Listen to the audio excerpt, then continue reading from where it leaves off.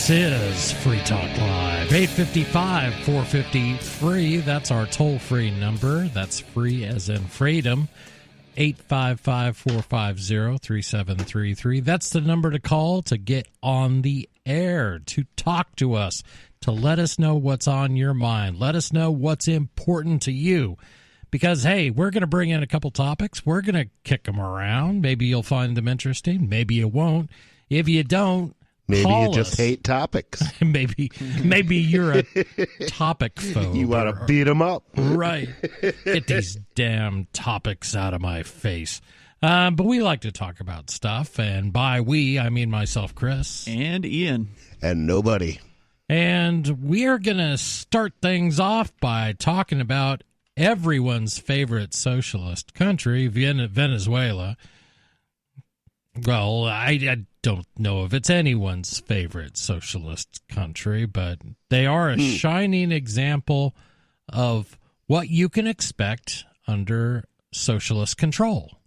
I think they pretty much, I mean, going back for decades now, they have gone to the playbook and they have implemented fabulously socialist programs. The latest, the last couple of years, it's really been about their economic choices, and they seem to love inflation. The government does, because it keeps them rolling in bank. Unfortunately, it devastates the rest of the country. Well, I mean, is it really that great to be rolling in bank when the money that you're rolling in can't buy a loaf of bread without wheelbarrows full of it, basically? Oh, you're talking about the people of Venezuela. No, I'm talking about people, even the people that are in charge. I mean, that's my question here. I understand they're living large compared to the rest of Venezuela, but is it really that great to be where they are? There must come a point where, we can only add so many zeros to this dollar,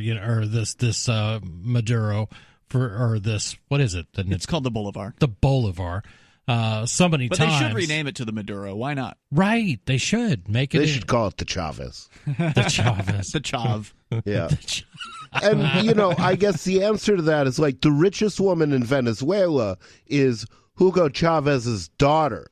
Except she doesn't actually live in Venezuela. She lives in Europe and spends Venezuelan money. Where? Not in Europe, she doesn't. Who takes it? Basically, it gets converted to euros, and that's what she lives off. They basically looted the country, for her. So she doesn't have any problem with the inflation because she doesn't have to spend her money in Chavez's. Right. She can, or bolivars or pesos or whatever. She's spending euros. I mean, surely there are still some luxury shops and goods available in Venezuela, but it could not possibly be as many as it once was. There could not be as much. There's not as much wealth available to those people there now. So even though you're riding high on the hog, you're still nowhere near as well off as wealthy people in other places, I would think. Do you think that Maduro holds bolivars? Do you think he is stockpiling Venezuelan rapidly deflating? No way. He's rolling in petros, my man. Petros. Right. Petros. Or, oh God, here's a thought. Maybe he's just getting somebody to convert it for him into some other currency if they can find a market. What lunatic would want to take Bolivar from anyone? Oh. Well, I mean, that's the reason why in the black market you've got to give a ton more Bolivar, right, to get a U.S. dollar. Okay. Because they don't want them. Right. Of course not. But do you think if you have the power of the printing press behind you, you couldn't come up with enough to make yourself fabulously wealthy by cash? Yeah. You can do that. And I think so. And that is what happens, kids, when you have a socialist system where the government controls all aspects of the money. They don't have to keep their money in that particular currency, in this case the Venezuelan bolivar. They'll convert it over to something that holds its value.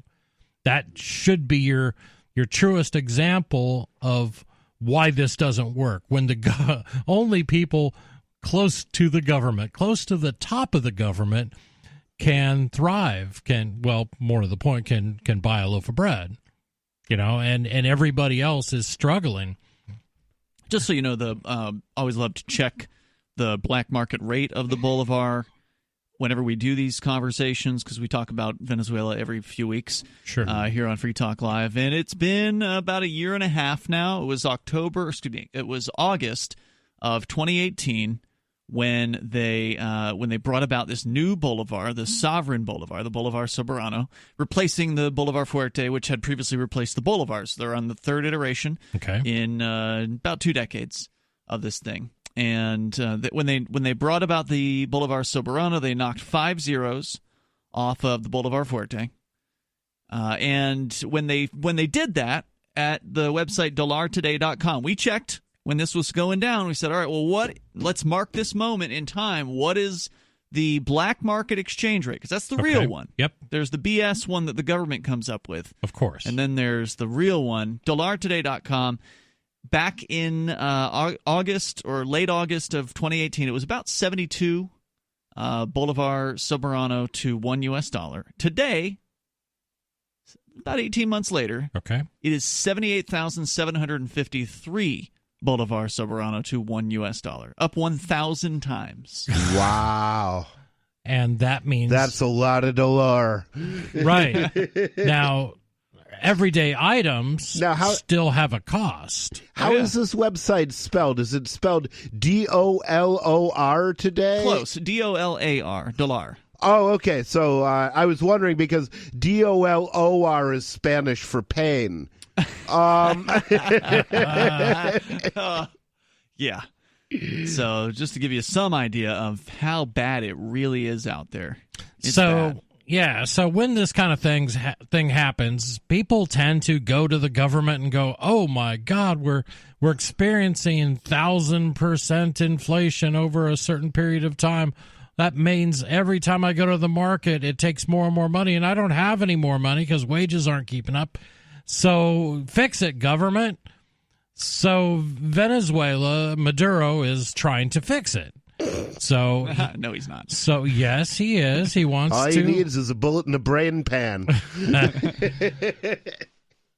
And this is coming to us from QZ.com. I love the photo, by the way, with Maduro stacking bars of gold. Yeah. At some conference. He's got a microphone in front of him.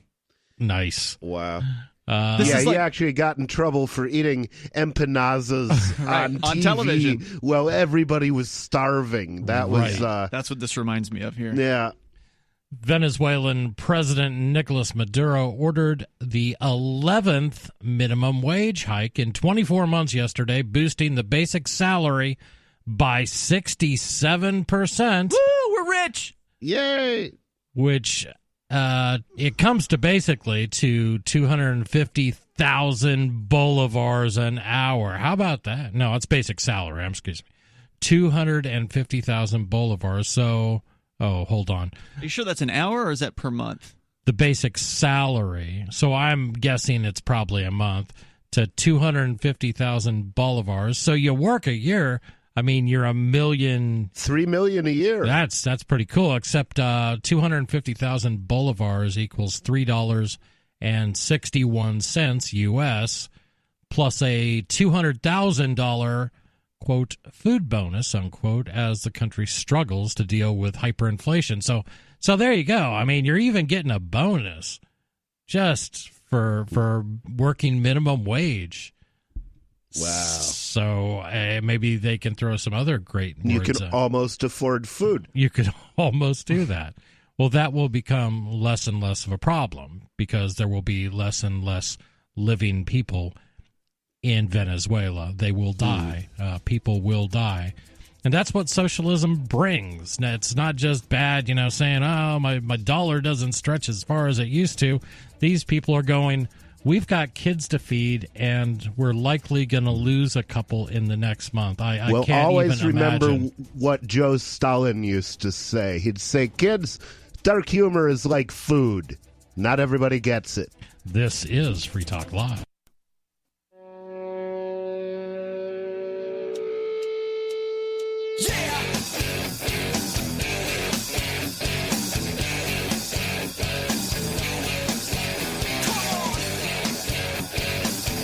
This is Free Talk Live, 855-450-FREE. That's free as in freedom, 855-450-3733. Or head on over to discord.lrn.fm. Load up the Discord app. You got to have that. You got to load some software first. But you can use your high-speed internet connection, your computer's microphone, or your cell phone's microphone. You can contact us that way, and you will sound really good. You'll sound like you are in the studio with us. In the studio tonight is Chris. And I'm Ian.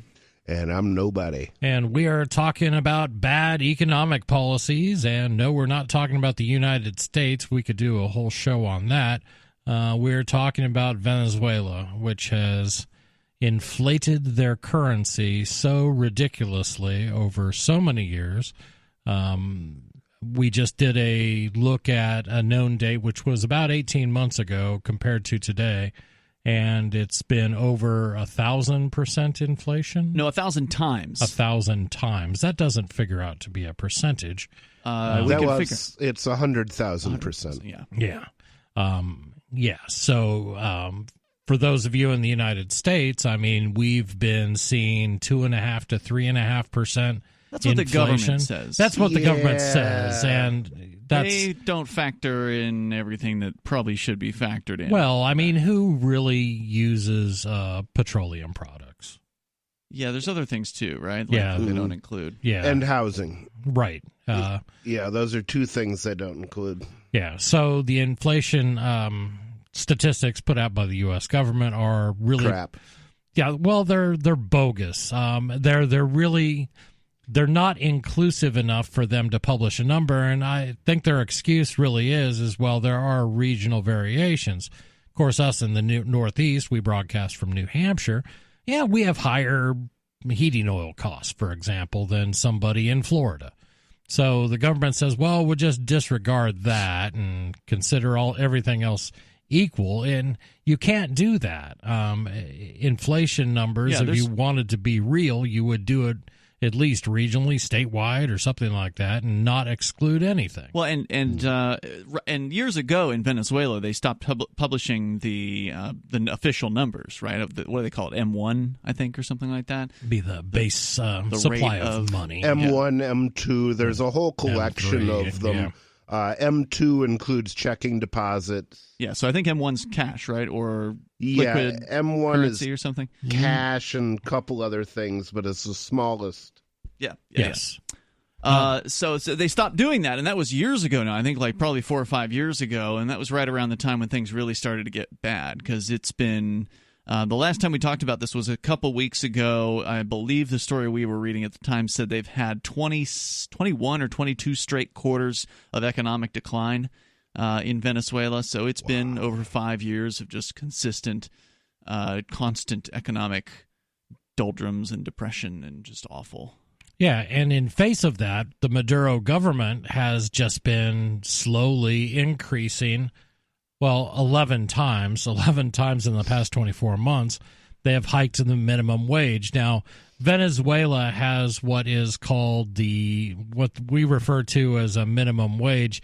Everybody in the country gets the basic salary.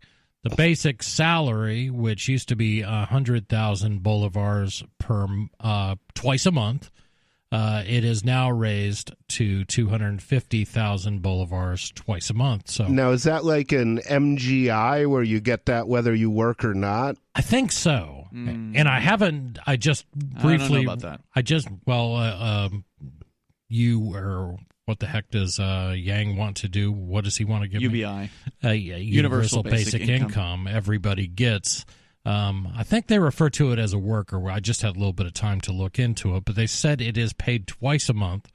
So, think about that. I mean, it's not like you're making 250,000 bolivars, which means you're making $3.61 every 2 months in U.S. dollars. And that's not a lot, because a lot of the products are going to be purchased. They have to be purchased, or you're going to have to pay an awful lot for them to be imported. I guess that's what I'm trying to picture. How do things get imported when no one wants your currency? Here's an interesting flashback. It is, as we're doing this show, the 16th of January, I think? Yes. Headline from January 14th, 2019. Okay. Venezuela's Maduro hikes minimum wage 300%. So he's getting all skinflint here. This is what, only 67? 67%. He hiked the minimum wage 300% to 18,000 bolivars per month at that time. Per month, 18,000, which they said at the time was worth about $6.70. So even though it's now 250,000 twice a month or 500,000 per month, it's actually worth less than it was a year ago at 18,000. Well, Maduro hasn't raised the minimum wage in a while, and in a while, I mean since October. When Maduro last raised the wage to 150,000 bolivars in October, a month of work could buy about 4 kilograms or 9 pounds of beef, but the new hike can't even buy 1 kilogram due to inflation's effect on consumer prices. So, to anybody who's paying attention, I mean, this is just pathetic. And I feel bad because I look at these things. Somebody needs to shoot him. You're right. I mean, good God. I mean, I sort of joke about this stuff, but there's real people down there. There are real lives being devastated by this and real lives being lost. People are dying, and I'm sorry, I'm going to get scolded about driving my car by a Scandinavian high school student. This bothers me. How dare you? Too. Exactly. How dare I? According to that was according to Bloomberg. The new hike can't even buy a kilogram of beef. A month of work on U.S. minimum wage equates. A month of work on the U.S. minimum wage of $7.25 per hour would buy 137 kilograms of ground beef. We're not advocating even the U.S.'s minimum wage. We don't advocate any minimum wage. At a minimum wage of £8.21 pence per hour, workers in the U.K. can earn enough to buy 288 kilograms of rump steak in a month. The recent wage increase makes it look like there was effectively no minimum wage until recently. And they show a couple of charts, and, dating back to 2008, there really doesn't... wasn't that about when Chavez passed away? It may have been, but here's the deceiving thing. We're looking at this chart, and it looks like a hockey stick. And no, we're not talking about climate change. This goes from 2008 up to about 2019, and then it has a sharp spike. Big time. But the scale is so small that we can't see all the little increases in here, which were occurring too. Chavez died in 2013. 855-450-FREE. What do you think? I mean, this is just, and it's just killing people because you want to be in control, Mr. Maduro. This is Free Talk Live. Bitcoin.com has launched a trading platform at local.bitcoin.com, allowing you to buy or sell Bitcoin Cash via dozens of payment methods like PayPal, Venmo, bank deposit, remittances, or meeting in person with cash. There are no ID requirements to sign up for and use the site, and all communications between buyers and sellers are encrypted. Finally, a global trading platform that respects your privacy. Visit local.bitcoin.com to get started trading Bitcoin Cash. Local.bitcoin.com.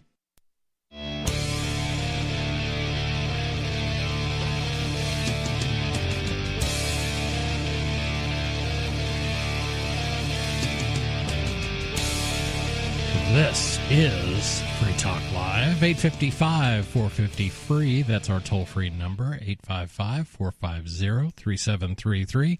That's the number to call to get on the air, to get on the radio. But first, I wanted to tell you about local.bitcoin.com. Bitcoin.com has launched a trading platform at local.bitcoin.com, allowing you to buy or sell Bitcoin Cash via dozens of payment methods like PayPal, Venmo, bank deposit, remittances, or just meeting in person with cash. There's no ID requirement to sign up for and use the site, and all communications between buyers and sellers are encrypted. Finally, a global trading platform that respects your privacy. Visit local.bitcoin.com to get started trading Bitcoin Cash. That's local.bitcoin.com. And we have been talking about the hellhole that the socialists have turned Venezuela into. I'm sorry. Bernie Sanders has been a big fan of Venezuela. He's come out a couple times and praised the Maduro government and the Chavez government before that. So yeah, I suspect he's quieted down about that in recent years. It'd be a great thing to ask. I think he has been asked about that. I don't have his answer at hand, but I suspect that the sort of the standard socialist response is, well, they just did it wrong. If they would just do it my way. And they just add more, freedom. No, you can't do that. I can't add freedom. What can I add? Well, that's the thing. Just do it differently. Recently, they did add a little bit more freedom. Really? They have now decided, and Maduro himself thanked God, apparently, on like some sort of national appearance, television, radio, or something like that. I think it was back in November, for the dollar. For the dollar. They are now allowing Venezuelans, it's not official policy, but it is officially, they're looking the other way. Interesting. They're allowing Venezuelans to do business in the dollar. So you're seeing now more signage up at businesses, your little shop on the side of the road or whatever, which has prices in dollars. Wow. Yeah. In fact, they estimated that over half of transactions at least in Caracas, are in the dollar now. Right. And they're out in the open. Yeah. Well, that's good. Now we need more transactions in cryptocurrency down there. I agree with you, but that would help. But it is an improvement over what they got. It is, and it's interesting to see the dollar being this sort of subversive thing that is actually helping people retain their value when compared to the bolivar. Right, and compared to this country where we constantly lose money. I mean, if you are holding dollars. Literally, if you have a bank account filled with U.S. dollars and you keep it there it used to be you keep your money in the bank and you do that for, 30, 40 years, and then you got a nice little nest egg when you retire. Well, that's not the case versus bank savings rates when inflation in the United States outpaces what banks pay in interest. That means every year that nest egg shrinks. Mm-hmm. Sure. So banks don't pay jack squat in interest, so it's definitely outpacing it. Yeah, by far. Right, and that's the issue. So people are driven to, you want to increase your earnings, you want to be able to afford to retire. So people looked towards more speculative things like real estate. Leading up to 2008, maybe I'll buy some of those derivatives. All the different mortgages all rolled together because they're triple rated. That's what people did. And I don't say that jokingly. I mean, pension plans were buying into the thing that led to the 2008, and their value went to zero. They just crumbled and they went to zero. That's what happens when you practice bad economics. So we're looking at some other charts of Venezuela and, different ways of looking at it. Again, this is basically looking like a hockey chart when it looks at the minimum wage. Venezuela, just for listeners just tuning in, has raised its minimum wage again. However, every time they raise the so-called raise the minimum wage, the amount of actual product that the new minimum wage can buy is less than what it was previously.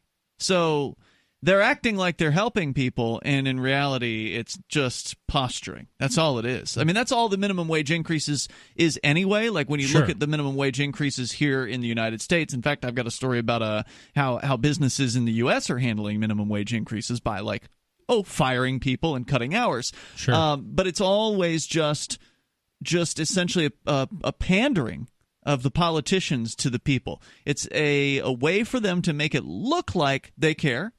It's a way for them to make it look like they're concerned for the little guy, when in reality, it actually does nothing whatsoever to help the little guy, and in fact, actually hurts them. I think sometimes it's just government economists saying, we've got the answer to what ails you.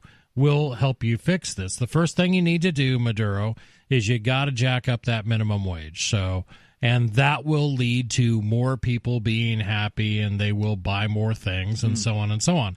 The thing is, none of that stuff works in a socialist economy. Well, it doesn't even work here. I mean, you can this isn't a so-called socialist economy, although there are plenty of arguments that there's a lot of socialism implemented in the United States. True. But the minimum wage has the same effect everywhere it's tried, and that is to increase the supply of money in the economy, and that just means prices go up.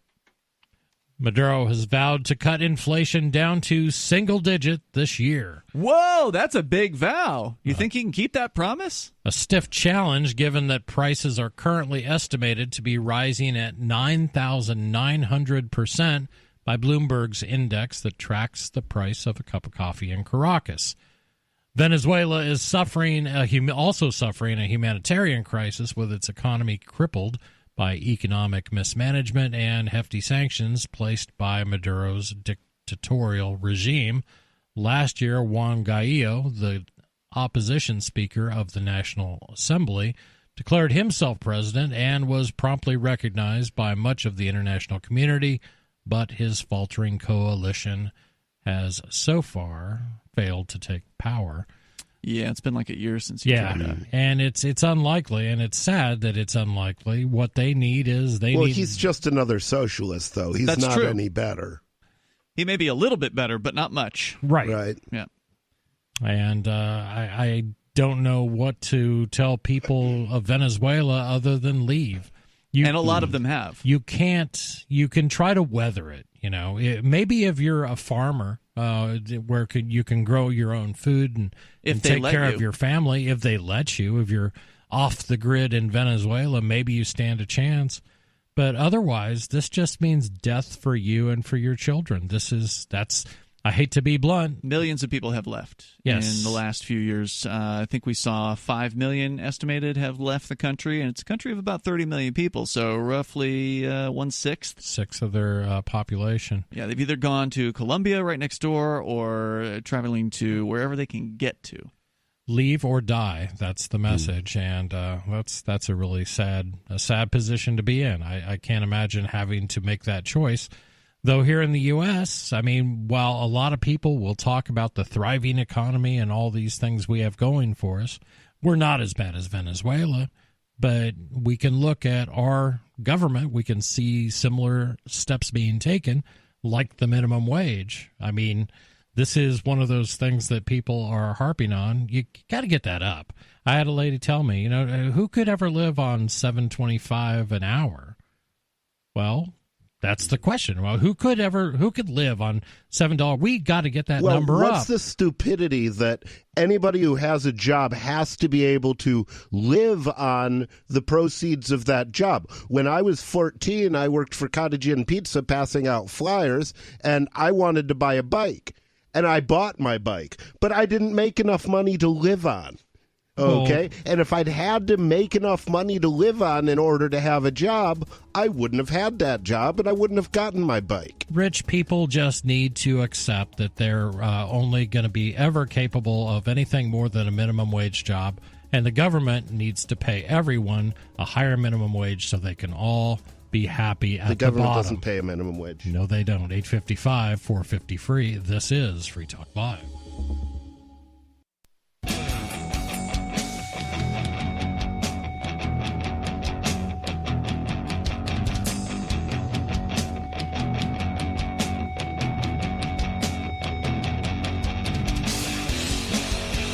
This is Free Talk Live, 855-450-FREE. That's free as in freedom. That's 855-450-3733. Wow. That's some loud music playing for us. But first, I wanted to tell you about Liberty.menu. For years, libertarians of all stripes have been trying to get somebody to put together a directory of liberty-minded businesses. We're helping build one. That's Liberty.menu. Liberty.menu is a tool for our community. At its core, it's a directory of events, businesses, and digital content. And there's more. Listings can be rated and reviewed, and there's a bit of a social network so you can connect and share with others.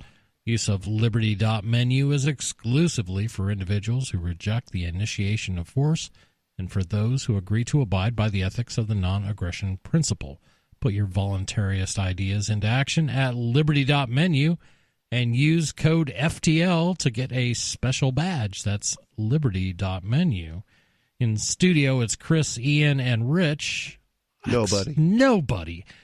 See, I've got to get around that. It's like writing 2019 on checks. It's this mental block I have. I need start to it with future governor of New Hampshire. Future governor. Nobody. Then it'll all just flow out. Will that make it flow? Okay, yeah. I'll try that. But we've been talking about Venezuela, and we've been talking about inflation and them hiking the minimum wage down there to 250,000 bolivars. Wow, you get that twice a month each time. Now payday is about $3.61 U.S. That would be the equivalent. And they're getting that twice a month. But minimum wage laws and raises are being talked about in the United States too. Fight for 15. I mean, we've got to make it so anybody can get a minimum wage job and live. It needs to be a livable wage. Nobody. That's what we need here. That is what they tell us. Nonsense. There's absolutely no reason that you should be able to live on every job. Bagger boys at the grocery store. Yes. Back in the day, they did not live on their wages because they were kids. They lived with their parents. Yeah. And there is no reason that you should have to be an adult to work. There's no reason that you should have to be paying bills to work, and there is no reason you should have to earn enough to be an adult and pay bills to work. I got related stories. I got how a 40-year-old Greek diner is dealing with wage hikes here in the United States. If you want to keep talking about minimum wage. Let's go there. Or we can talk about the Venezuelan petro and get the latest on that too. But here's from westword.com. Breakfast buzzes as usual at Chef Zorba's authentic Greek cuisine.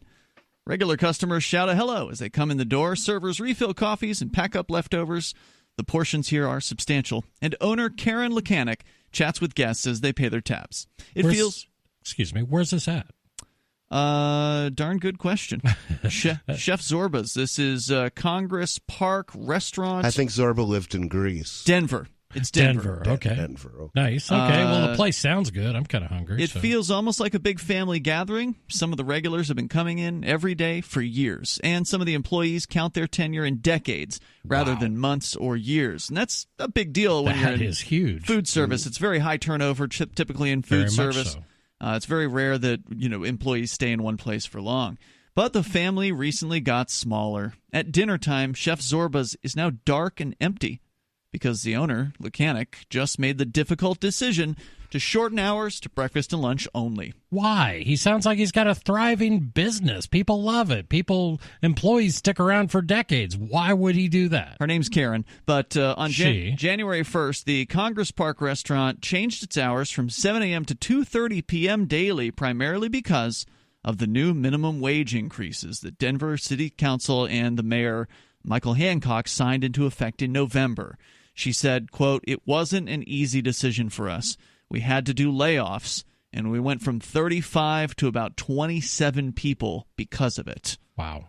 So cutting a significant portion of their staff. The layoffs and shortened hours didn't come simply because of the change in the minimum wage, which went from $11.10 to $12.85 per hour for non-tipped employees at the beginning of 2020. Chef Zorba's was already paying at least 25% above minimum wage, according to Lekanek. She says, you'd never be able to hire a cook or dishwasher for minimum wage. Right. She says further, and nobody, you washed some dishes recently, and you were getting paid above minimum, correct? Yeah, I was making $12 an hour. Right. Yeah. And that's a lot above minimum.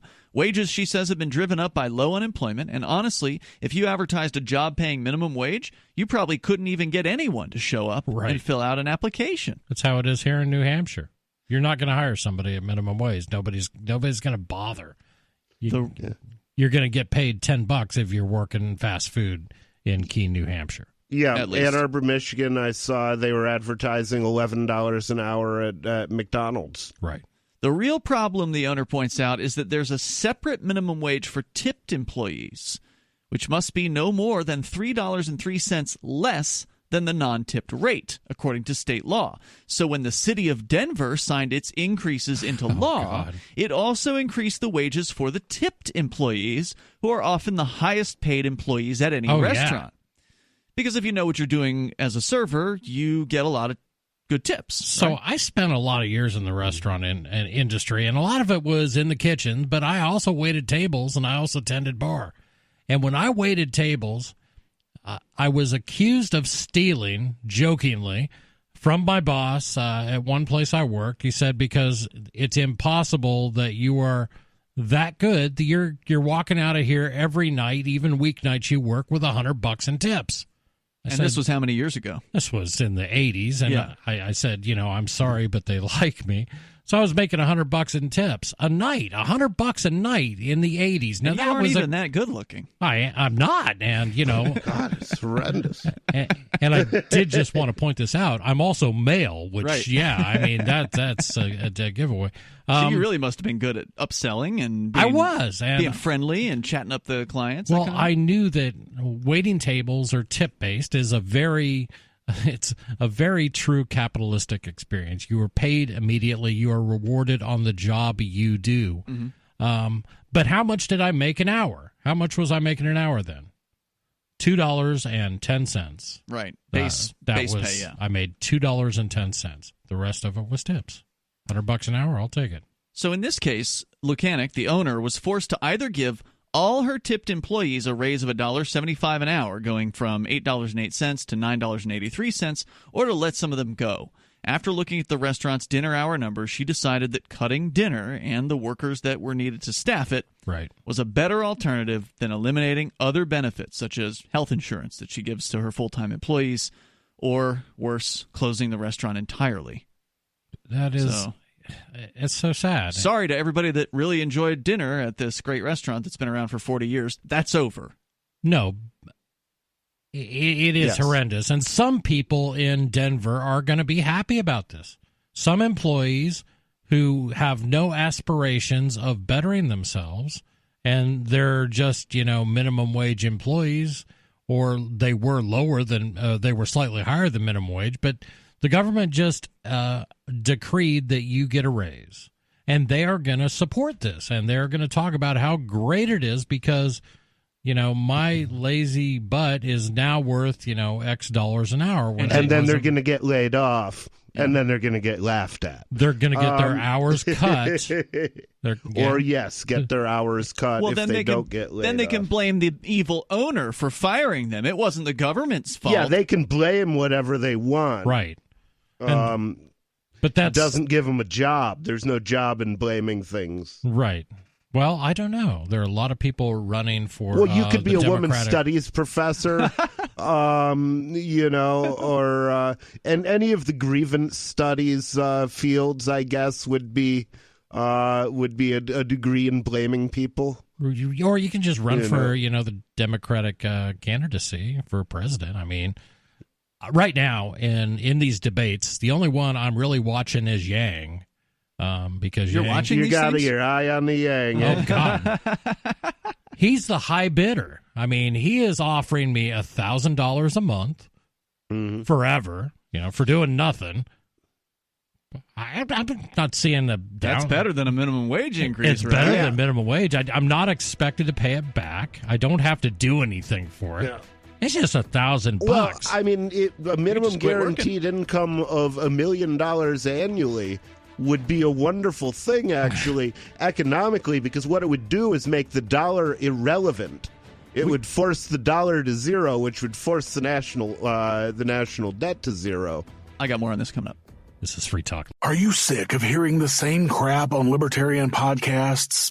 Inside jokes, interviews of the same person you've heard 50 times? Then you need to listen to the Lava Flow podcast. No nonsense and to the point. Get the information you need and get out. You won't hear the latest libertarian circle jerk news here. but instead hard-hitting anti-statist news with me, Roger Paxton, shooting from the lip.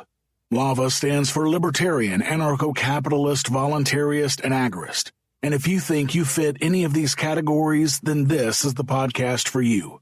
Listen now at thelavaflow.com to find out what's rustling my jimmies, what's in the news, the latest bad cop, stupid stuff statists are saying, and so much more. You can find out more and subscribe on any podcatcher at thelavaflow.com. That's thelavaflow.com, part of the Pax Libertas Productions podcast network.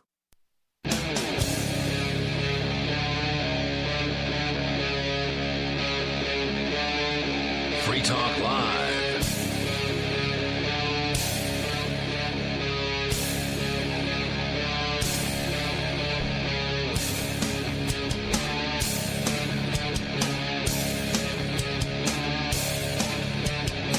This is Free Talk Live, 855-450-FREE. That's free as in freedom, 855-450-3733. Thanks for joining us for hour number 2 of our 3-hour cruise. No, I mean a 3-hour show tonight. Tour. Free Talk Live does 3 hours of live radio with live phones. It's open phones. Anybody can call in, and we've got a number of people waiting. You can set the topic. We've been talking about inflation. We've been talking about minimum wage, and we're going to talk about that a little bit more, but we're going to take some phone calls, too, because we want to hear what's important to people. The we I refer to is myself, Chris. It's Ian. And nobody. And I think we all do. We want to make sure you know about Edge Wallet. Edge Wallet, it's a crypto wallet. It's a way to securely buy, sell, and trade cryptocurrencies like Bitcoin, Bitcoin Cash, Ethereum, tokens, Monero, Ripple, Stellar. There's too many to list. It is user-controlled. What that means in crypto talk is you're the only one who has the keys to access your money, and that's important. Edge is built by a veteran team. They've been building apps since 2014. They want to help secure your freedom, and you can find out more at edge.app. That's edge.app. And I love it. I use it. I can't tell you how many times I've used it this week. I've been going into it sometimes just to get price increases because cryptocurrencies are in a bit of a bull market right now. A lot of people are watching that. I'm not the only one. So the big ones like Bitcoin, Bitcoin Cash, Ethereum, I guess, has seen some gains. But a lot of the smaller coins, the altcoins, people refer to them, have seen significant gains lately, too. So it's been a crazy week. It has been. It's been a crazy few years. And every once in a while, I think the whole general global psyche just gets crazy about crypto. Now, crypto didn't change. Nothing really earth-shattering happened. That no government said we're going to quit making banks turn down companies that deal in crypto. There's been no real thing that you could pin it on, but every once in a while something comes out, some perfect storm of things allow the mindset to change, and people are all of a sudden bullish on crypto again. So who knows how long it will last. I hope longer, but I don't put all my eggs in one basket. Nope, bad plan. Bad plan. We have been talking about minimum wage and the government. Well, they can tell you what's best, but we're going to go to the phones where, oh man, I think I lost him. Straight razor gone? Straight razor drop. We're going to go to Andrew in Twinburg, Ohio. Andrew, you're on Free Talk Live. What's on your mind? Yeah, I wanted to talk about these stupid minimum wage laws. Yes, sir. And this is one thing that separates libertarians, I think, which I am, and conservatives. If you go up to any conservative and say, abolish all minimum wage laws, they'll go, wait, what are you talking about? What are you talking about? We still need minimum wage laws. But it's funny how only 2.3% of Americans make minimum wage, and they always make this a friggin' big deal in the campaign. Right. And they've raised minimum wage 22 times. They've raised it 22 times since 1938. but we'll do it the 23rd time. This is going to be the magical number. Yeah. I just wanted to see your thoughts about this. Yeah, see, and what I say is don't raise the minimum wage. Stop devaluing the currency. Right. Just stop. And then you don't have a problem. But they can't stop because devaluing the currency is a key to being able to raise spending money for the government to do things like going to war. But because if they couldn't do it, if it was like value-backed money or like gold-backed or whatever, then they'd actually have to tax people more heavily in order to do things like go to war. But now they can just print it out and they don't actually have to increase taxes for it. Right. And that's why I advocate $1 million a year minimum guaranteed income for every American, so we can just inflate the dollar to zero, just out of existence. Yeah, that's just make the dollar irrelevant again.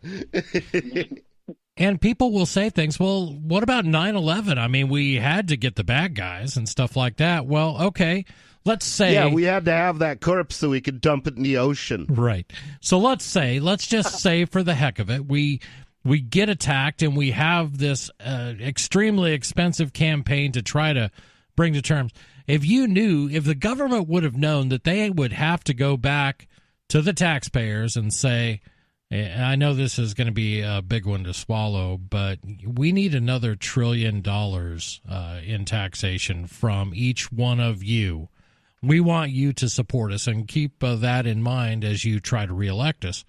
It's just not going to happen. You can't get reelected by putting the kind of costs that war brings on people. See, there ought to be a way to give a politician like a ritual bitch smacking when he just comes up with... That's the problem, is people can propose any war, any legislation to pay for things, and there's no system in place to bitch smack these people. Well, no, we've got free elections in this country, Rich. You just vote them out of office. We don't have free elections. Good God. You vote them out. Two parties that divide a monopoly on political power. True. And both of them rig their primary processes when it suits them. So literally, no matter how you slice it, the reality is a very small group of people is in charge of all of it. Well, all of the political just power. Throw the bums out. How many times have I heard They're that? all bums. Well, the problem, and they are, and people recognize that, except for my congress,man. Nobody's a bum you can trust. They're good. People will say vote everybody out, and then we see 87% reelection rates with incumbents. People, they don't like quote unquote Congress, but their congressman's okay. Well, the one they bought off. Exactly. They're just irritated because they're so expensive. They love the fact that he brings back plenty of pork barrel projects to their district. So why would we get rid of him? That's the problem. It's just a mess. Yeah. I don't know how to fix it. I think we should increase the size of the Congress. Let's make every man a congressman. I like that. When we'll all go to Washington and argue about this for ourselves. I say expand universal suffrage in Congress. Andrew, any other thoughts? Yeah, you're talking about Andrew Yang as well. Yes. He's winning the bid for my vote. Well, he's crazy, but he's not as crazy as other Democrats, because at least he knows that all these European countries that instated that wealth tax, only 3 have kept them, but they've cut them like drastically. I think 9 countries have repealed them in Europe. But these Elizabeth Warrens and these Bernie Sanders, no, let's just keep increasing taxes. Let's just increase taxes, even though the rich, 44% of Americans don't even pay any income tax, but they want to tell the other people how to let's raise your rate. Right. It's always raising the rate on somebody else. And the idea of a wealth tax is insane. I hate to break it to you, but wealthy people are the ones that employ a lot of people in this country. Not everybody else. Actually, the biggest employers are small businesses. That is true, but I think 90% of them fail within 10 years. So. And small businesses rely on a lot of these big businesses to be successful. You know, there are a lot of businesses, very small businesses, that are based on the fact that Jeff Bezos and Amazon make it really affordable for them to do business. So these are things that are necessary, and it isn't just a pie is only as big as you cut, or as it's not a fixed size. If you grow the economy, then everybody can get a share of the pie. But the thing that we don't have is kids getting educated on how to be an entrepreneur, kids being educated on economics. And government doesn't want that. Call, man. No. It's and we don't educate, and hopefully, and then we wonder why they don't want to live under a free market. They don't know how. This is Free Talk Live.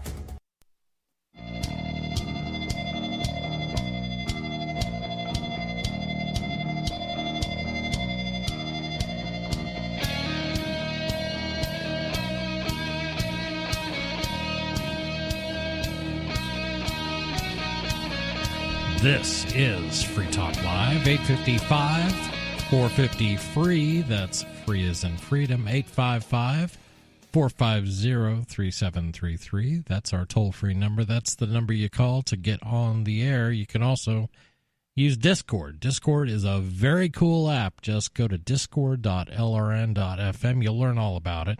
Basically, you're going to load some software on your phone, on your laptop, whatever. You'll use your high-speed internet connection and your quality microphone, and you will sound like you are right here in the studio with us. In studio tonight, it's Chris. It's Ian. And nobody. And we've been kind of all over the board, but mostly economic issues and poking some jest at the idea of, I will say, socialist ideas of how monetary policies should work, and the problem is they don't work. That's people die and people lose the money that they work hard for. But hey, what the heck? Just come up with another one because you might get reelected with this one. As I was studying economics, I kind of imagined it like a fly pinned to a board. Okay, the economy. And the thing is, you can pin the fly to a board in one place and the fly can live. But if you pin the fly to the board in two places, it'll start tearing itself apart as it moves. You know, and the more pins you put in the fly, and by pins I'm talking about price controls, and it can be any rigid price control. It doesn't matter what it is. Right. It's just one more point. It's driving another stab wound through the belly of the economy and pinning it to the board in one more place. And it's just going to tear itself apart. And when they talk about changes to minimum wage, when they talk about having a minimum wage, that is a price control. That's all you're doing. Absolutely. Government, somebody is saying that we are going to micromanage the economy, and this is the correct number. You're controlling the price of labor in that case.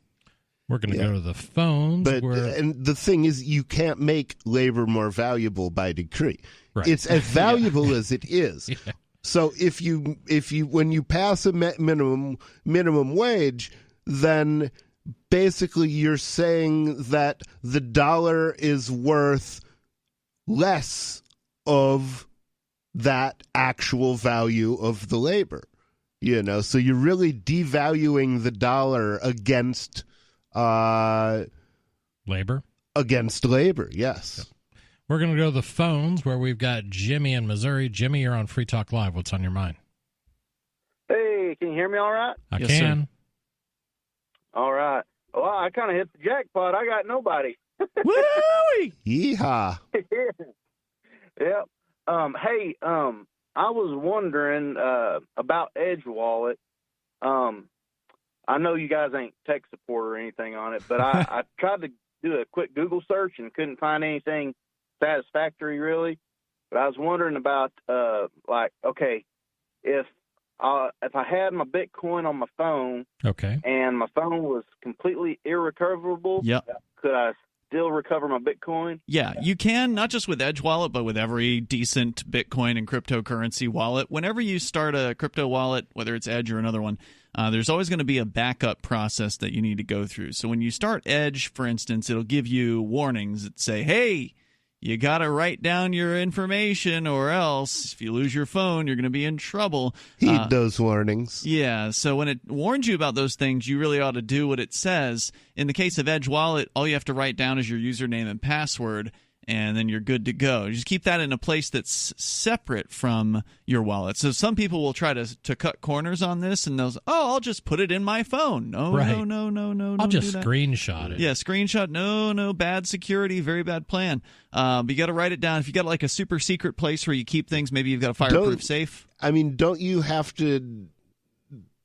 Can't you generate wallet words as well? Because if you've just got a username and password, then you're not holding your own keys. Well, so Edge doesn't have your password, right? So they've somehow hashed out your keys into, I don't know exactly what technology they're using, but yes, you can actually get the words for each individual wallet within Edge. So if you have a Bitcoin wallet, if you have a Monero wallet, if you have a Stellar wallet in there, you can get all the words for all of those. You really can do a really deep dig backup if you want to, but for your typical user that's not storing their life savings in Edge, username and password will be sufficient so long as Edge stays in business, I think. Yep. Right. Well, that's the thing is, as long as it's a username and password, you're betting on Edge staying in business. Yeah, it becomes a very and I don't know anything about their business model. Right. That's the key with anything in crypto. They're getting access to your private keys, what allows you to send or spend the coins that you have. That is ownership, and it can be done with Edge Wallet. Now, I don't put, if I had $1 million, no offense, and Edge is a sponsor, I wouldn't put it in an Edge Wallet on my cell phone and leave it there. No, I wouldn't either.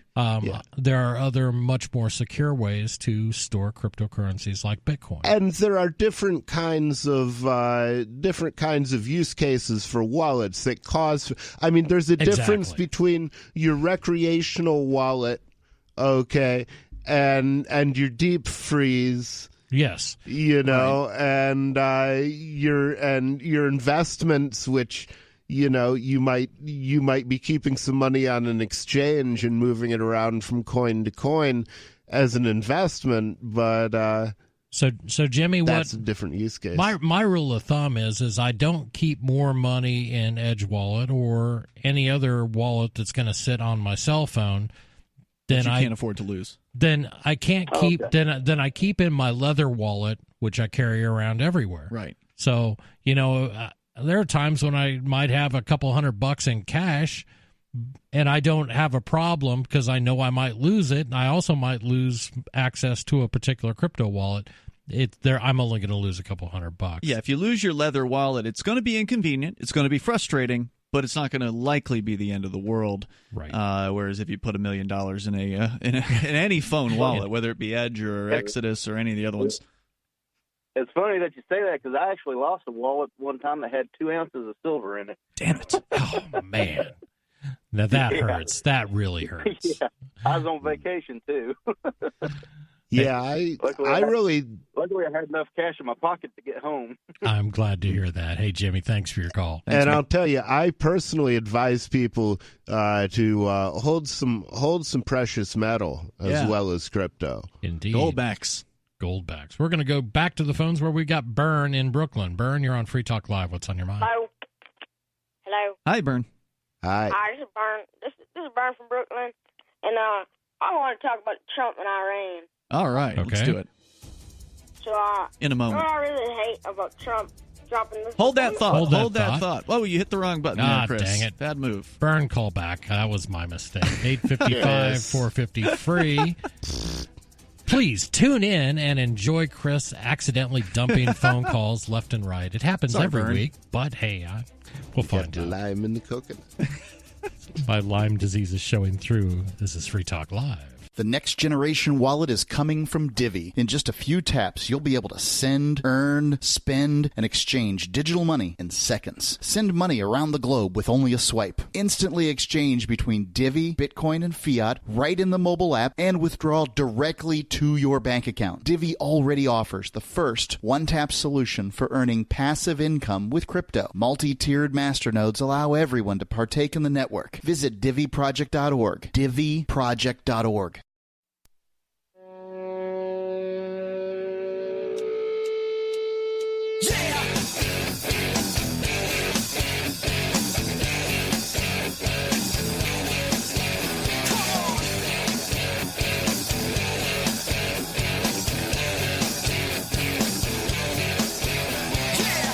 This is Free Talk Live, 855-450-FREE. That's our toll-free number. That's 855-450-3733. They got us rocking tonight. Yeah, man. It's been like the second time. Crank it out. Loving that music. Crank it up. What the heck? I mean, in studio, it's Chris. It's Ian.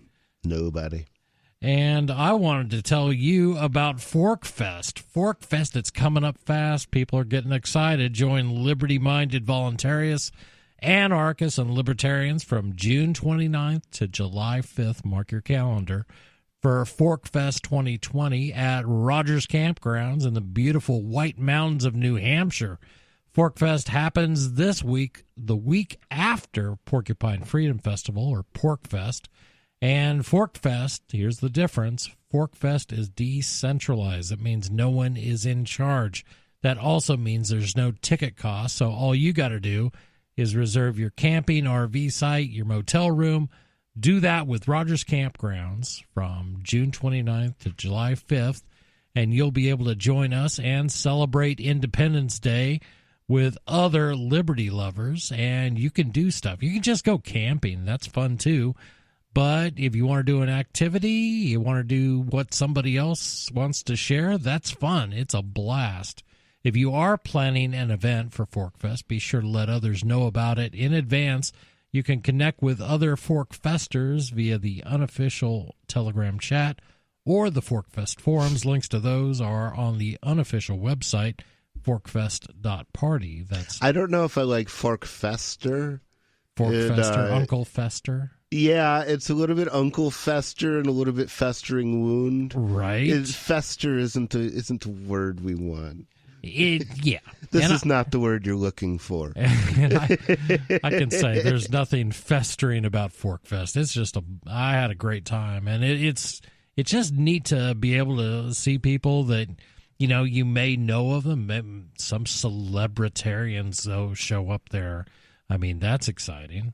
Some people find that exciting. Some people find me exciting. They do. We're going to go to the phones where I promise not to dump Burn for at least as long as... You mean you accidentally dropped him before. I promise not to accidentally drop him. Yeah. I don't This promise. time you're going to feel the burn. We're going to find out. Burn, you're on Free Talk Live. What's on your mind? Burn. Really? See, there it goes. I thought. See, now I'm just. Why did you do that? I thought I heard something. I heard a loud noise. I think you just said hi, Vern, or something like that. He got like 3 words out. I'm going to use a police line. I feared for my life. All right, well, you're in charge, man. You can do what you want. Did you hit the dump button? Yeah, no, he hit the drop button. I hit the drop button. Why did you hit the drop button? Because I thought. So Burn is in our toxic user group on Discord. And yeah, I mean, he's probably going to say something inappropriate, but you didn't even give him a chance. No, I didn't. I thought when he first started to yell, I could catch it and I'd just drop it out. So Burn, if you want to call back, I promise this time I won't. Third just time's the charm. Dump you. You're like Lucy with the football. I'll give you a chance. I'm honest. I'm sincere here, Burn. I mean, please try to call back in, and I'll put you right. Well, if we're not feeling the burn, then maybe we shouldn't encourage the burn to call. No, he wants to call, and if he wants to call, are you feeling the burn though? I've never really felt the burn. Hey, You've let's never talk about. felt the burn. I've still got more to this story about this business owner in Denver talking about the impact of the minimum wage. Yeah, and what did they raise it to again? I imagine it's on the way up to 15. That's my guess, but it's currently, they step it up year after year. Currently, according to westword.com, the minimum wage has gone up from $11.10 an hour to $12.85 an hour for non-tipped employees. But they also have to raise the wage of tipped employees. Right. And tipped employees must be no more than $3.03 less than the non-tipped rate. So they had to raise that up too. Yeah. And it's absolutely absurd that there should be a minimum wage for tipped employees. You should be able to go and work for nothing but tips if you want to. There are plenty of places where that has been a business model and where people have been happy to make commission only. Yeah. Because of the governor. Like really good restaurants, traditionally, they didn't pay you to be a waiter. You went in there and you competed to be the guy they let wait tables so that you could take home those tips. And sometimes you were taking home hundreds of dollars in a night. And if you're not that good of a waiter, you're not going to get paid a lot of money in tips. That is very pure. You are rewarded immediately. And if you're not good at something, you're going to find yourself out on your butt. Now, if you keep hiking the minimum wage, then what? So now you're going to pay somebody a lot more money, where before the customers were paying them. Now it's the responsibility of the business owner. It really does makes it very difficult for a tipping model to work. You want more? Yeah. Sure. So the owner of the business, Ms. Lukanik, notes that almost every full-service restaurant in Denver is in the same position as she is. So just in case you're just tuning in, she stopped. There's a 40-year-long running restaurant. She got rid of dinner time and fired roughly 7 out of 35 employees. She says almost every other restaurant's in the same position, but she at least felt prepared for the changes because of her background in restaurant management. She had purchased Chef Zorba's in 2018 after a career in restaurant operations with big players like Richard Sandoval, don't know who that is. Projecting, she says, was my business, asking where we're going to come up with the money for future changes, she recalls. So last fall, when the city first announced its intentions to raise minimum wages, the owner began looking at her numbers. She says, on a Saturday or Sunday, we have 5 straight wage earners in back and 8 tipped employees in the front. She says, since I've owned Zorba's, I've yet to have a server leave with less than $100 in tips on any given day, and it's frequently double that. And keep in mind, we're a humble little diner. What full-service restaurateurs take issue with is we're being forced to pay our tipped employees more, even though they're already the highest-paid employees on the staff. And increasing prices to cover higher wages isn't really a valid solution, since higher prices on the menu equate to higher tips, too. She says, and I pay taxes on those tips, and servers pay taxes on those tips. It's considered income when it comes to taxation, but it's not considered income in the eyes of the government when it comes to minimum wage. Right. And this all changed probably about 20 years ago, how the government looked at tips and what they expected of employees. When I was still working on the floor in restaurants, they changed it so you were supposed to nudge, nudge, wink, wink, report all your tips you received. Then the government changed it, and they said, well, you just have to report 8% of, I can't remember how it went. It was 8% of total revenues of the restaurant for the period you were working, so they would tell you how much tip you should have received and tax you on it. It's crazy. It's insanity. Indeed. Looking further into the numbers, she determined that the average guest check at Zorba's would have to go from the current $13 up to $23 in order to cover the cost of giving all the front-of-the-house employees a 22% raise. She said, would you be willing to pay $23 for pancakes and coffee? Well, would you? No, and people wouldn't. People would stop going to restaurants in Denver, and that's what happens. And then those people that used to have a lower wage job but still had a job, and they could have improved and the restaurant could have succeeded, now they're just going to be out of work. That's just what cutting you the get. legs out from under people. It's unbelievable, and it's as bad as what is happening in Venezuela. It's the government feeling that they are better judges of what goes on in economies than you are, and that's not right. 855-450-FREE. What do you think? Give us a call. This is Free Talk Live.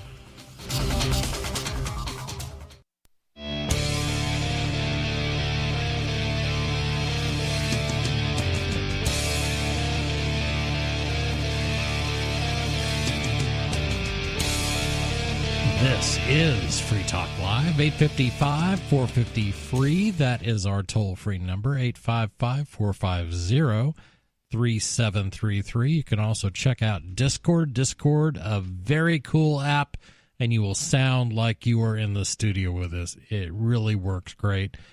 Find out more at discord.lrn.fm. In studio, it's Chris. And Ian. And nobody. And we have been talking about this, what sounds like a great restaurant in Denver. It just, the description made me want to go there and eat. I mean, it's this Greek diner. I mean, and they do, from all accounts, a really good job. And I guess a combination of federal, state, and local Denver politics has decided how much all employees should make, and that makes it very difficult. Made it very difficult for them to exist as a business, and she's looking at shutting parts of. She did shut the dinners. They're gone. Right. Dinners are gone. Dinner's gone so far, and see how long she can last. Is there more on this? Or? There is, but we got some calls waiting, so we can go. All right. Well, we're going to give this a try. We are going to go to the Discord, where we've got North. North, you're on Free Talk Live. What's on your mind? Did you? Ooh, he just disappeared. Now that's his. Now he's back. Wait, now he's back. North, are you there? Yeah, now he's disappeared again. Okay. See, he's doing to me games. What I did now with him. Well, that's fair. I mean, that's fair, but we don't have time for it. That's all right. We're going to go to Patrick in Florida. Patrick, you're on Free Talk Live. What's on your mind? Oh, good evening, gentlemen. Hi, Thank you for taking my call. No problem. Thank you. Hey, I'd like to talk about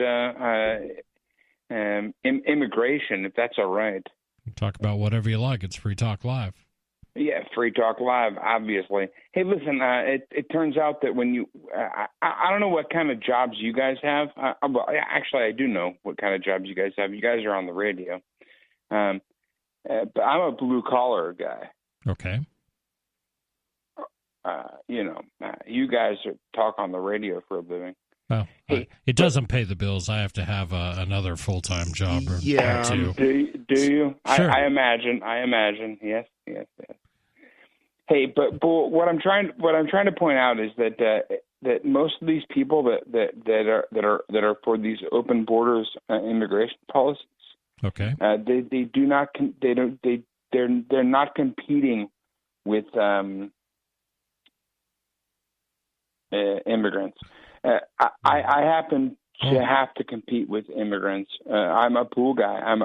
I scrape out swimming pools for a living. Okay. And I don't. We should not allow any more immigration for 10 years. You think that would? The thing is, what you're arguing there. For there is a price control on pool services. Who are the existing pool cleaners of America to say nobody else is allowed to compete with me? People should be forced to pay my price.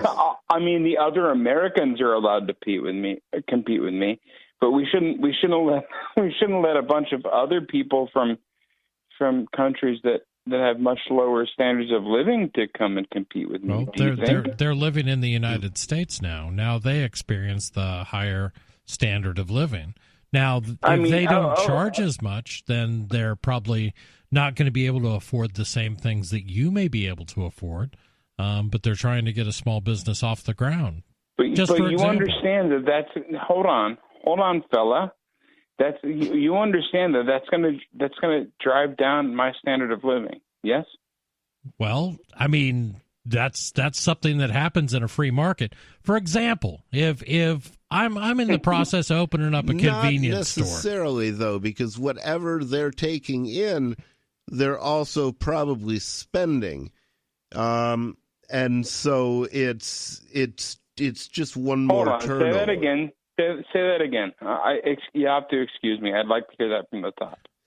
I'm saying that when you add more people to an economy, it doesn't necessarily.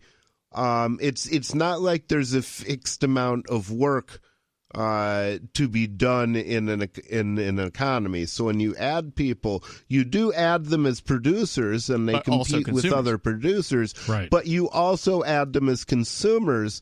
And so they compete with other consumers to consume goods. In consumption, so there's no right number of of workers to have in an economy. You have never been. You just don't get it. Well, let me ask you a question. It sounds like he understands economics pretty well. Well, actually. I mean, I do get it, and I've seen that happen. I used to be very highly paid as a computer programmer. May I speak, please? You may speak, gentlemen? and will you allow me to speak when you're done? Go ahead. Yes. Hey, listen. I think that you have never been competed. They're competing. They're not competing with people that are reprogramming. They're not competing against. Yeah, it's hard. They're not competing against people that are doing electrical work. But what they are competing against is guys that are doing landscaping, or right. in my example, pool work, pool cleaning. Sure. And they're not. What? I don't know of any doctors that are up in arms about, man, all these Swedes come over here and they take all the good neurosurgery jobs. That's not the question. The question is don't you care about your countrymen? No, I care about freedom. I do, but why should I care about somebody who lives in the same country as I more than I care about somebody else? It's just a stranger to me. I have no reason to prefer American strangers. Okay, you said I could ask. Just anybody can do it, right? It doesn't matter who they are. Yeah, would you be angry if a teenager came in and started competing with you on pool cleaning? Somebody from down the street? Yeah. Not if he was smart. Okay. Oh, okay. So you're fine being outcompeted by somebody who was born nearby you, but you don't like being outcompeted by somebody who was born further away? Why should I be okay with being artificially drawn down by guys? It's not artificial. It's natural. Somebody comes in and does a better job for less. Dude, it's not natural. Sure it is. Of course it's competition. It is. People naturally move to the places where they are most needed. Come on, if man. I knew my pool cleaner was a bitch ass like you, I'd get rid of you. No, that's not honest, dude. No, that's honest. Putting Guatemalans into Ohio is not not even Ohio. Let's speak where I'm living. Okay, well, who are you? Who's putting them there? Is this Trump? I bet they can speak better. Jesus. Is Trump putting them in Ohio? No, I misspoke, and I apologize for it. But taking Central Americans, nobody's taking them. They're coming all by themselves. They're coming. They see opportunity. But why that's natural. That's like gazelles migrate too, and that's natural also. Are you telling me these brown people are like gazelles? I'm telling you that people are like other animals in that we migrate all over the globe. They go where. Hey, let me ask you a question. Let me ask you a quick question. You punked yourself there, fella. You're exactly right. They're going to where their life is easiest. What's wrong with that? Would you be where you are doing what you do if there were no pools? Don't we owe it to ourselves? don't we owe it to ourselves to be good to our progeny and to the people around us? Well, and you don't want that. You want people. You want everybody to be good. People here. Everybody's talking at the same time, so he can't listen to you, Chris, if he keeps talking. You guys talk. Okay. Excuse me. Why should everybody else have to make life easy for you? That's what you're asking. You're wanting everyone to, even though the Guatemalan crew will clean your pool for less money, make that illegal. Pay my higher prices because I was born in the country. Therefore, everyone else should suffer. What an entitlement mentality. Yeah, thanks for the call. Thanks a lot, man. Find something else to do, bro. Yeah, get some new skills. And there are. That's what is happening in this country. People are learning that the only constant is change, and you're going to change and adapt, or you will not do well. 855 450 free. Learn to speak. Radio host, maybe. This is Free Talk Live. Do you want more businesses accepting Bitcoin Cash and Dash? Now with AnyPay, you earn passive income for every purchase at those businesses. Finally, a financial incentive to spread Bitcoin Cash and Dash. You made it happen, so you receive the rewards. Download the AnyPay Cash Register app and add your cryptocurrency wallet addresses. Then install it at a real-life business and tell us what you did at anypayinc.com. anypayinc.com.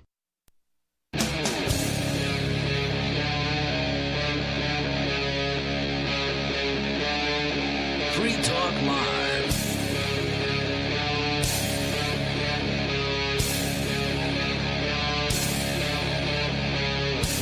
This is Free Talk Live, 855-450-FREE. That's free as in freedom, 855-450-3733.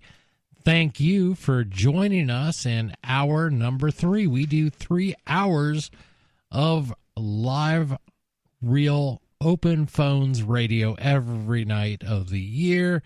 So tune in anytime between 7 p.m. and 10 p.m. Eastern, and you will hear good, compelling thought from a libertarian point of view generally, but it doesn't matter if your point of view differs from ours. We want to share what we think, and we want to hear what you think. That's the most important thing. And I do want to thank Henry K. Henry K. is a silver amplifier.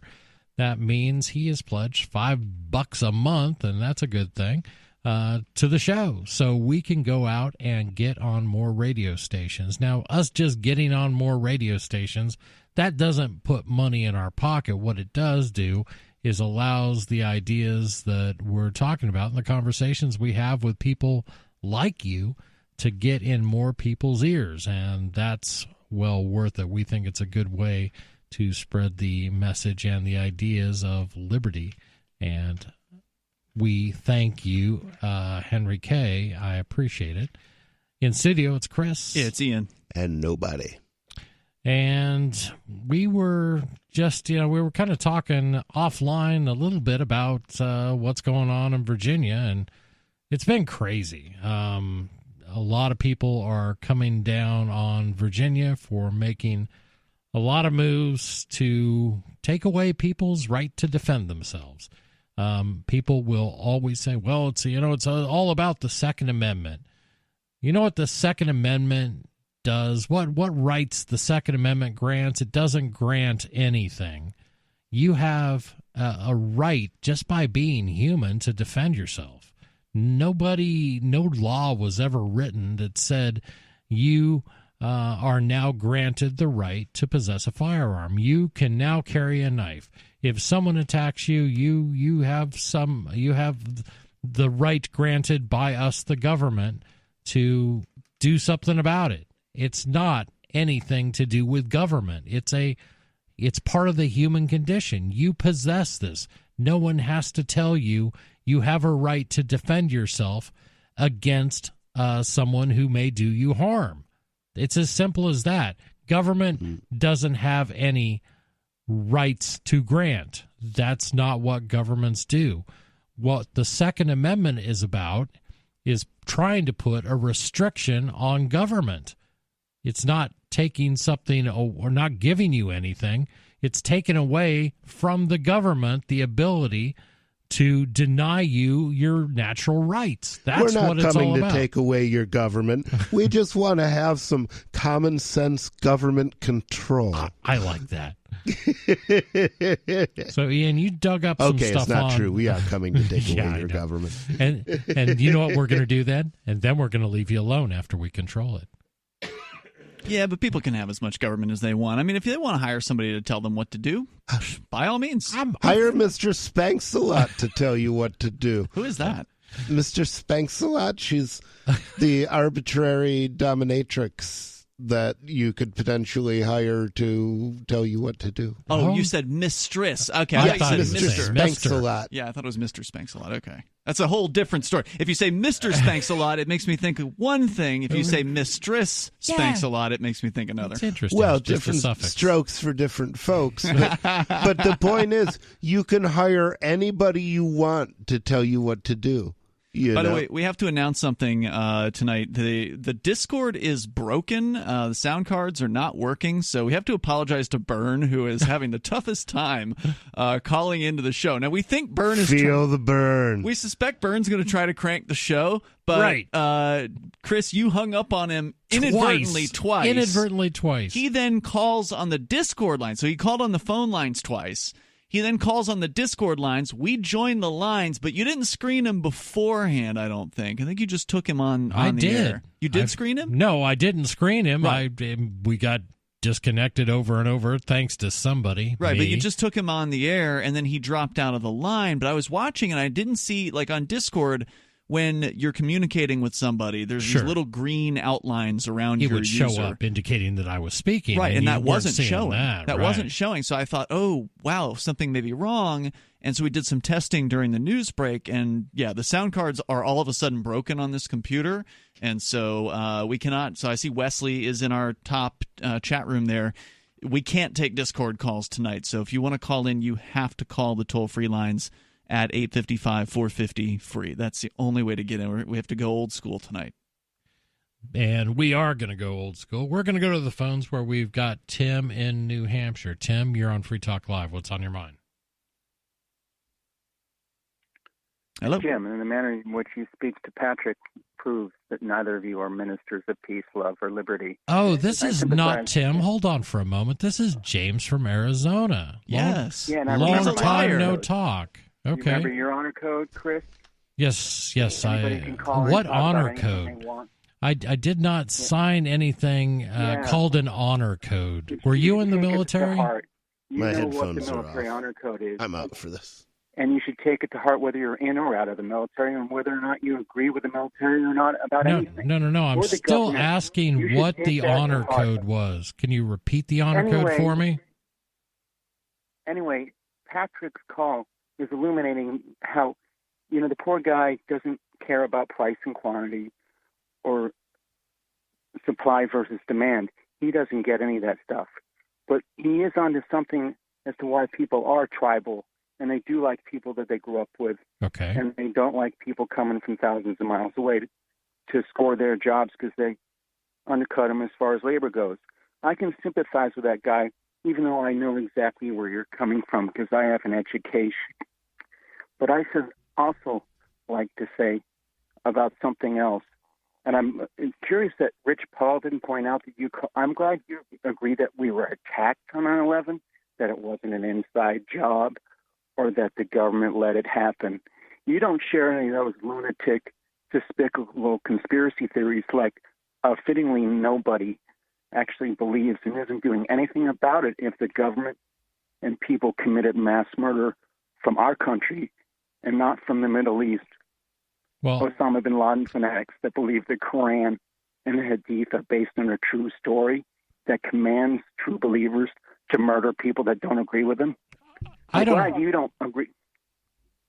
Well, go ahead. Go ahead and speak, and I should like to respond. Well, yeah, absolutely. That's how conversations happen.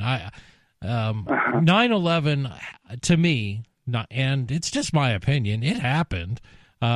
People died on 9/11. Now, what the motivations were behind those people, I don't know.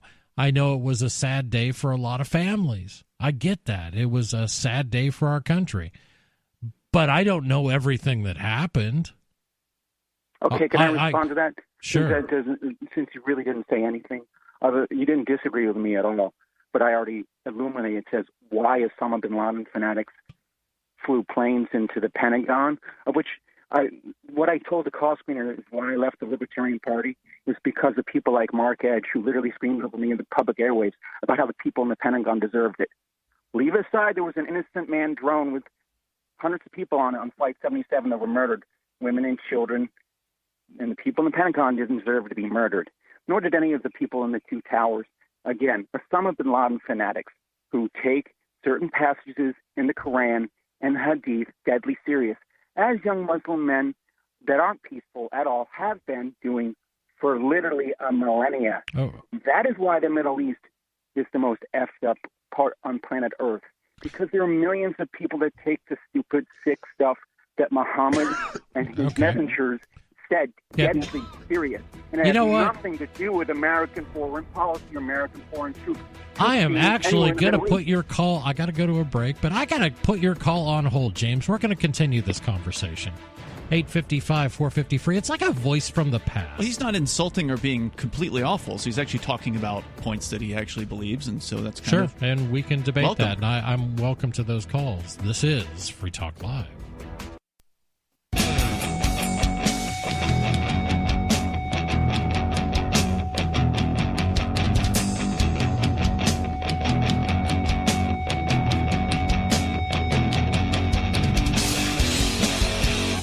This is Free Talk Live. 855-450-FREE. That's our toll-free number. That's 855-450-3733.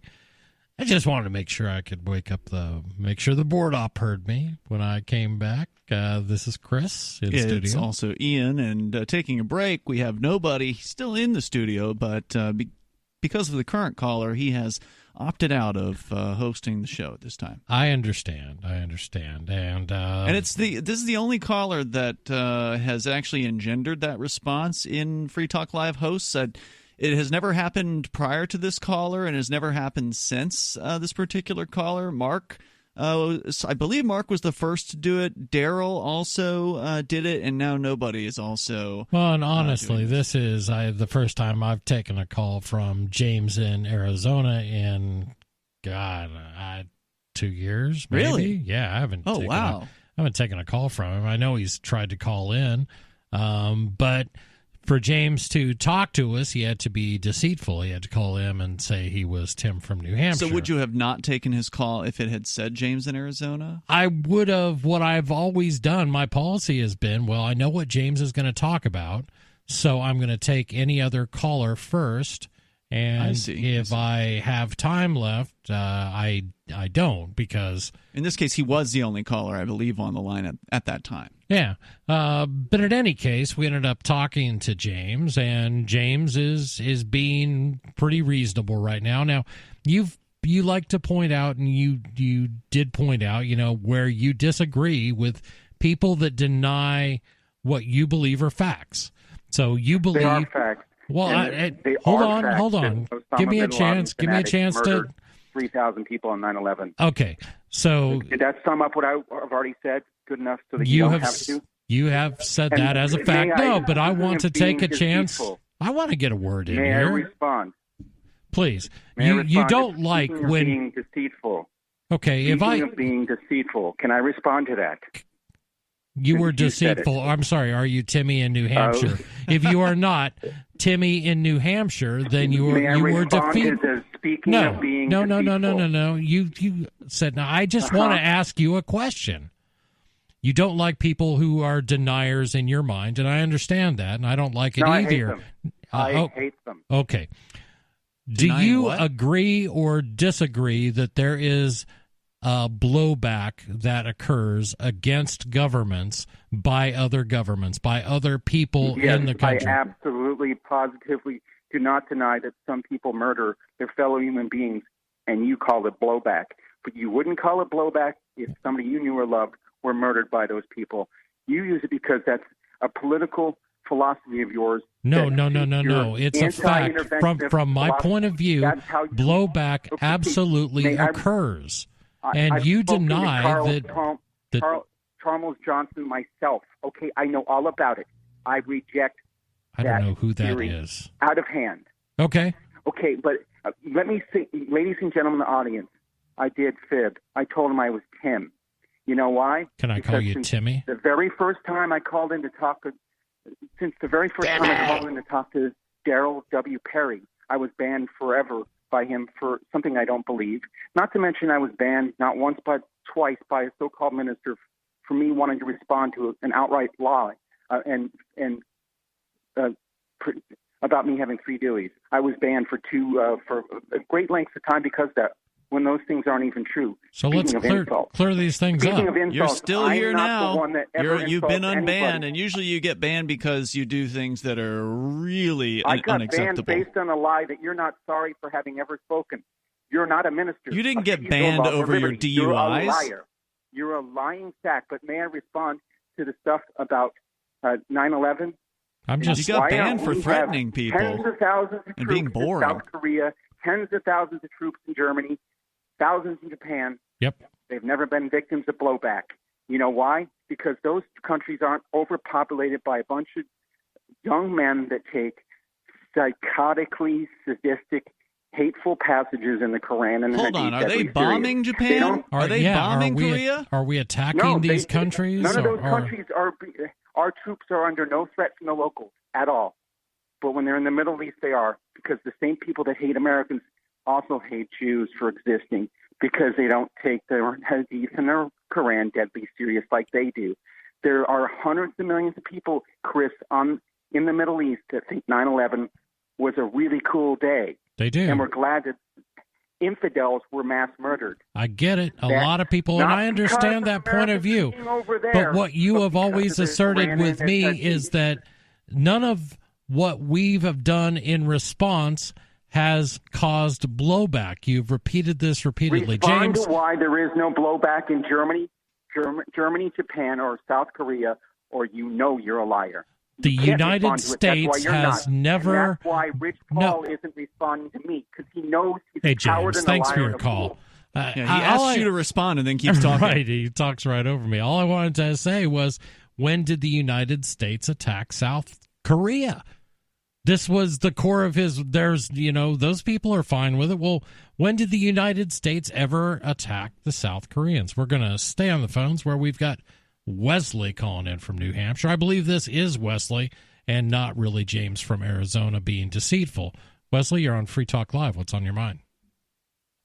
Hey, I wanted to talk about nobody's campaign for governor, but it seems like nobody's not in the studio. If he's around, then maybe you can bring him by. But... He's back. I just take my headphones off when James is on the air. I don't deal with James. James is dead to me. Yeah, he's kind of a character. But welcome back to Keen. It's good to have you back. No, I'm kind of a character. He's a waste of skin.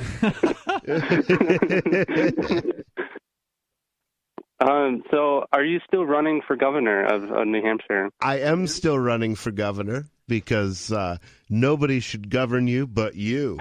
And you're running as are you affiliated with the party? I'm running as a libertarian Republican. Okay. I'm running in the Republican primary to replace John Sununu. The incumbent. I'm sorry, Chris Sununu. I always confuse it too. Yeah. Replace all the Sununus. You're okay in my book, so that's okay. Yep. And my campaign slogan is "Nobody should rule you but you." Kind of catchy. And the website? Website is electnobody.com. And there will be more coming out of the campaign shortly. I've just gotten back from visiting my family, and I'm still getting up to speed. So, all right, and then people can donate to your campaign through your website. Is that correct? Yes, absolutely. And you take crypto? I take crypto. I take whatever you want to give me. Silver, gold, palladium. Mail me some ganja, whatever you want. I don't care. I'll find a use for it. Hey, Wesley, thanks and for then, your call. Go ahead. We're running out of time. Okay.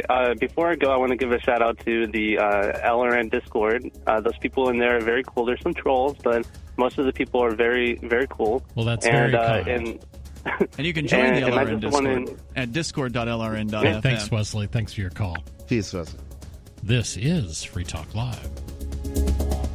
Have you heard of LibertyCon? LibertyCon is not only a convention with great speakers like Whole Foods CEO and co-founder John Mackey and Nobel Prize winner Vernon Smith, but it's also unique because you get a chance to network with more than 70 pro-liberty organizations, one-on-one for the purpose of career advancement, business, and internship opportunities. April 3rd through 5th in Washington, D.C. You can learn more by visiting libertycon.com and use code FTL for a $10 discount on your registration. That's libertycon.com.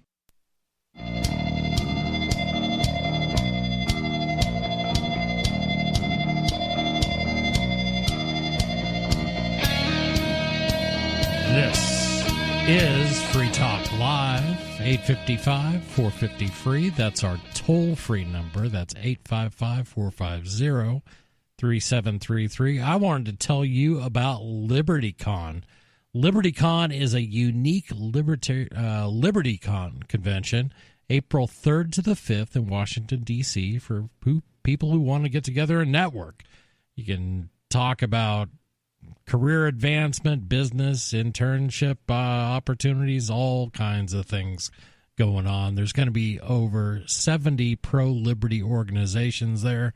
You're going to hear from great speakers like John Mackey of Whole Foods, Vernon Smith, Nobel Prize winner in economics, Miriam Issa, pop culture expert, political commentator, Nassim Nicholas Taleb, author of The Black Swan, and it's going to be great. There's more. Just visit LibertyCon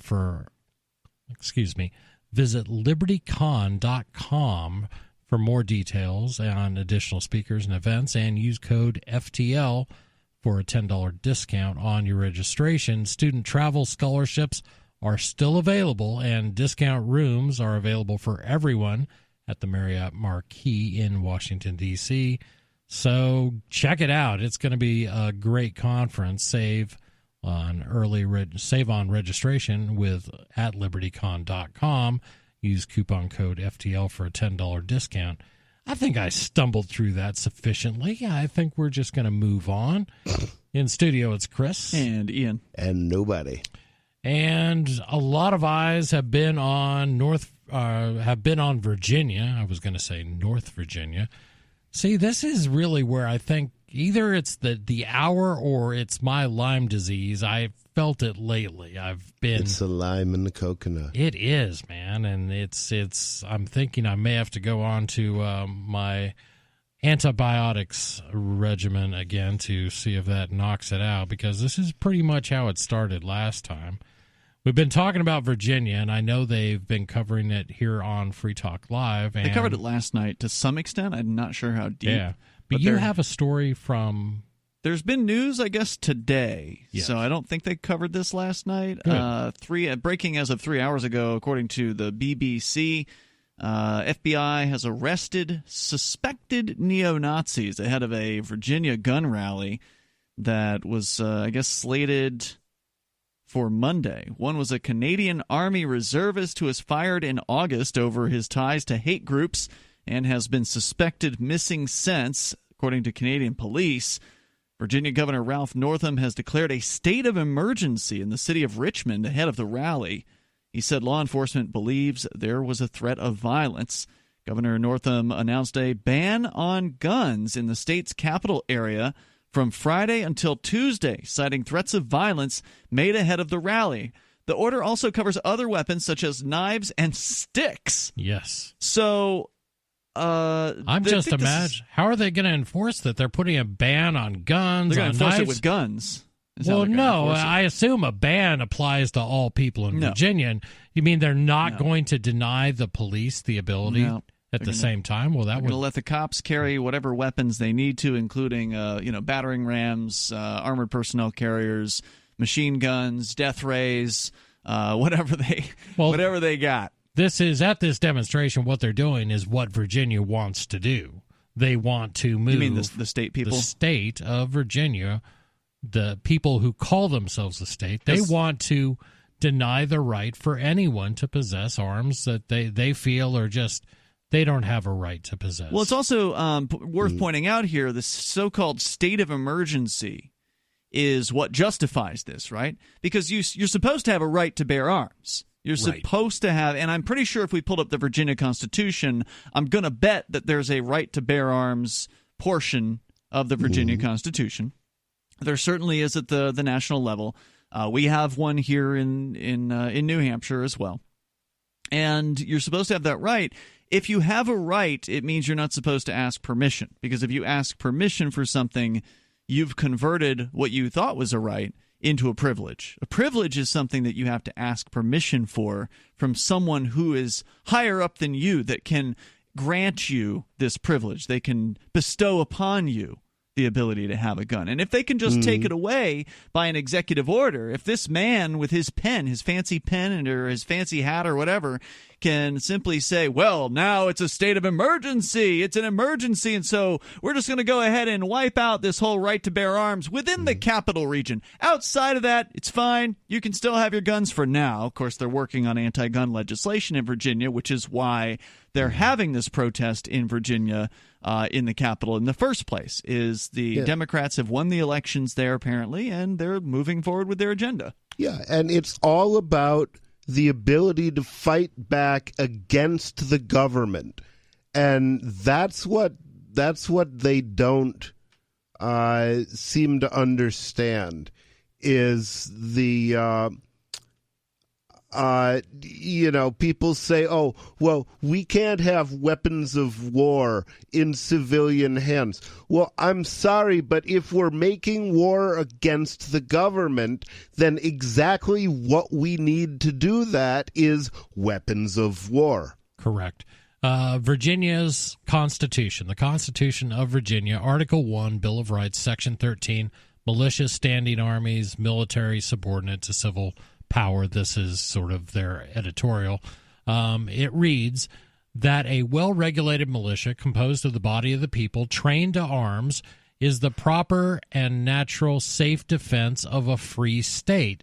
Therefore, the right of the people to keep and bear arms shall not be infringed, that standing armies in times of peace should be avoided as dangerous to liberty, and that in all cases the military should be under strict subordination to and governed by the civil power. Except under a state of emergency. Exactly. Ignore what your state constitution says while we work on a better way of completely doing away with Section 13 of the Bill of Rights of the Constitution of Virginia. The emergency isn't meant to be resolved. The emergency is meant to be permanent. Yes. And when has it not been some emergency in America? Oh, there's a state of emergency that's pretty constant. In fact, if you, from what I understand, a lot of these states of emergency are actually enabled but never repealed, never ended. So you could argue that the U.S. government, for instance, is always under a state of emergency, and that's why they don't have to pay attention to the Constitution. Because, it's not like anybody's going to hold them responsible for this stuff, whatever it is they're doing. Well, that's why we have the Second Amendment, though, so we can hold them responsible for this stuff eventually. Well, and exactly what are they saying here, what they're worried about, right? Like, okay, so there's going to be a protest, and they're worried that armed people are going to come to the Capitol and do what? Are they worried they're going to get shot? Yeah. Are they worried they're going to have, fire bombings, bombing the buildings there? Because, those things could happen. And whether or not they declare a state of emergency isn't going to stop it. If somebody wants to show up there with guns or with bombs or whatever, then they're going to do that, right? Like, the governor declaring a state of emergency won't stop someone who's motivated to commit violence. That's true. That's absolutely true. So, and I hate to use Wikipedia as a source because I don't know who wrote this stuff. So bear with me, but there was a declaration of a national state of emergency following 9/11. And it is still considered open. Sure. So we're still under that. And you can go back, right, to other ones.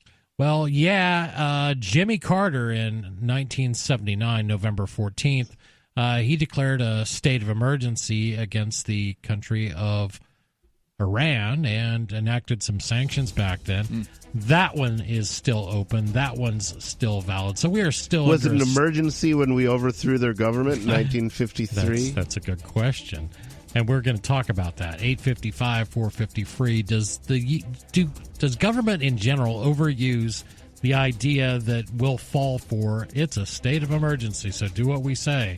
This is Free Talk Live.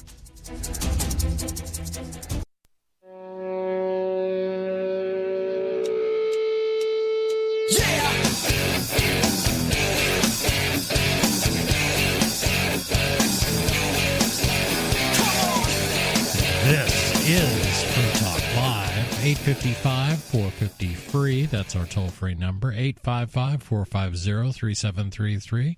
Still got another segment. You called now. We can still get you on the air. But first, I wanted to ask, are you aware of Divvy? The next generation wallet is coming from Divvy. In just a few taps, you'll be able to spend, earn, store, and exchange money in seconds.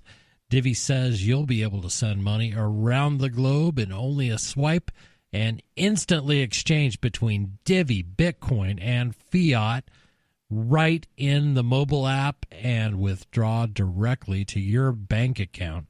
There's no need to wait, though, as Divvy already offers the first one-tap solution for earning passive income with their multi-tiered masternodes, allowing anyone to earn by supporting the Divvy network.